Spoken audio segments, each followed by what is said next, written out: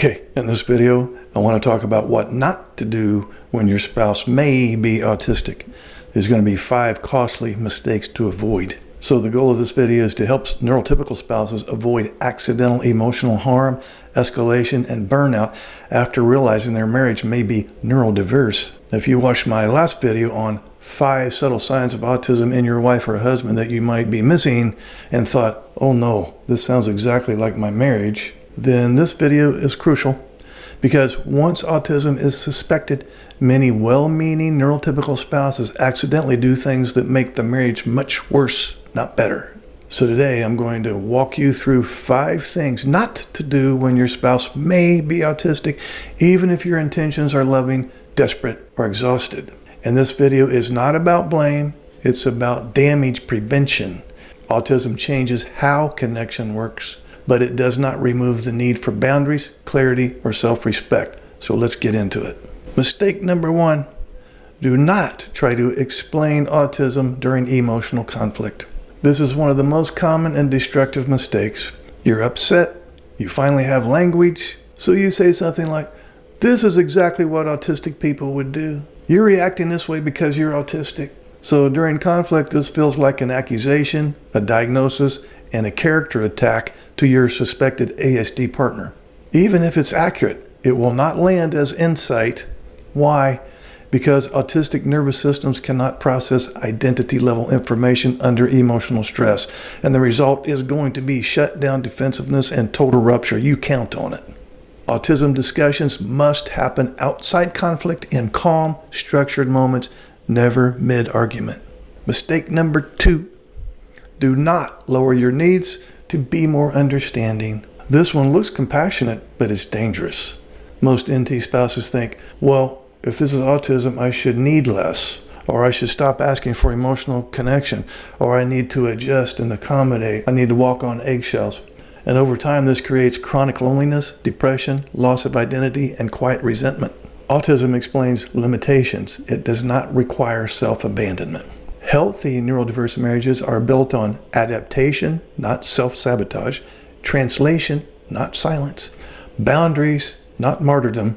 Understanding autism should expand options, not shrink your life. Mistake number 3, do not assume awareness equals ability. This is subtle but crucial. As the neurotypical spouse, you explain the pattern, they nod, they intellectually agree, so you expect change. But autism often involves cognitive understanding without embodied skill, insight without execution, and intent without follow-through. So when change doesn't happen, neurotypical spouses think, well, they know, they just don't care. That conclusion will destroy your marriage. Instead, the real question becomes, what structure is missing? What translation is needed? What support makes this doable? Now, awareness is not the finish line, but it's the starting point.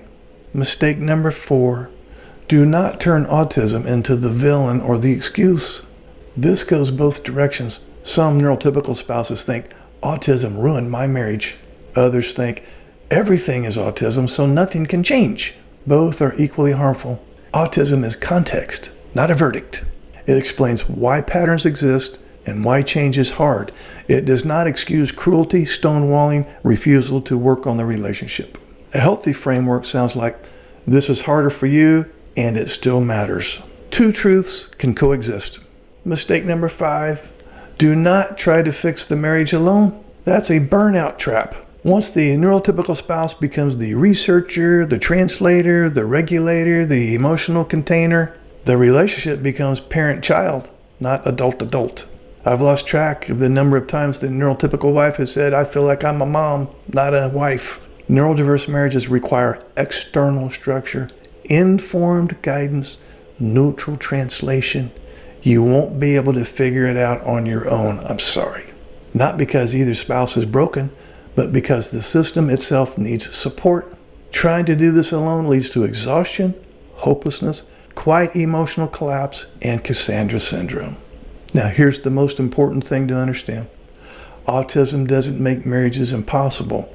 Uninformed coping strategies do. So when couples stop personalizing neurological differences, moralizing skill gaps, suffering in silence, everything begins to shift.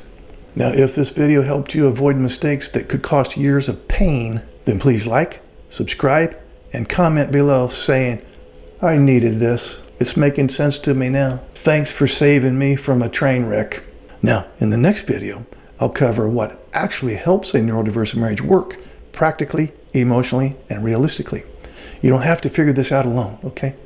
Would you like to schedule a paid private coaching session? This will be in the form of a face-to-face Zoom call. Underneath any of my videos, you'll see this Calendly link. If you click on that link, it'll open up my calendar. You can pick the available days and times that works for your schedule. You'll get a follow-up email immediately after purchasing a session that will have the Zoom link that coincides with the day and time that you picked. I will get an email too that you scheduled a session, and I will be available on that exact day and time, and we will talk. I look forward to working with you.